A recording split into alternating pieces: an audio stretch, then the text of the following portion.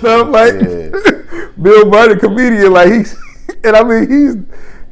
credit to him because he's going like he'll talk. I don't know if he talks about therapy, but he definitely talks about just like self-improvement and everything. I feel like he has. But anyway, he has this joke where he's like, you push that down. Like, it's just it's like a guy, as men especially, you know, it's like, hey man, no, like it's important to be in touch. It's important. But it's not healthy either.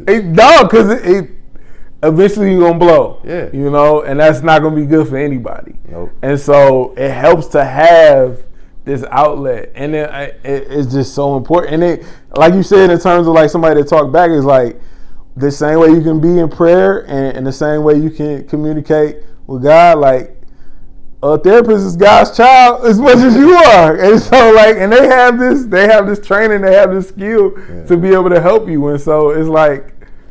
Let's tap into everything available to us. Absolutely. Yeah. And the more common it's become, it's been a lot easier for sure for people to understand. Yeah, it's so important. It's so important. It's man, it really is. So are you still doing comedy now?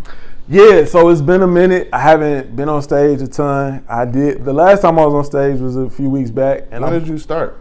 I started, I think it was 2017, I want to say. It was actually in the midst of a breakup, and I was like, okay, I want to find an outlet, and I want to do something that scares me.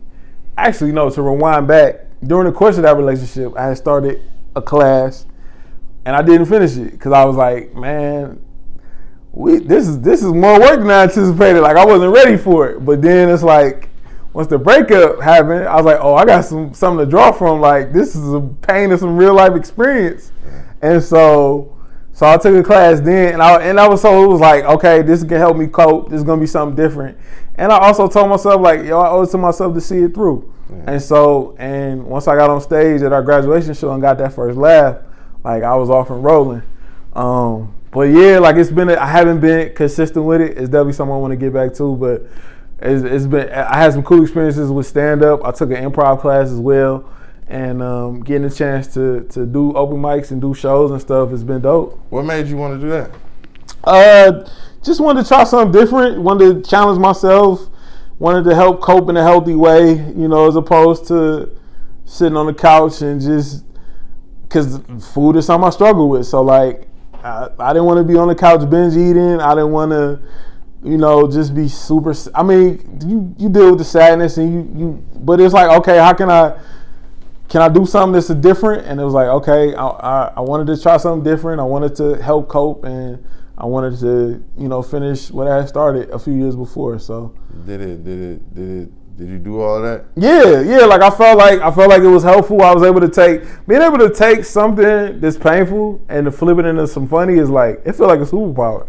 Like, it feels incredible. And to be able to take something that's a thought and to make somebody laugh, like, and that's the thing, like, laughter it's an involuntary response. Like you only laugh if something is funny to you. Right. Like, you can't, like, you could try to fake laugh, but it doesn't work in a comedy show. So it's a real trick. Like, it's a real feat. So it's a trip, man. But it's definitely been good for me. How many shows would you say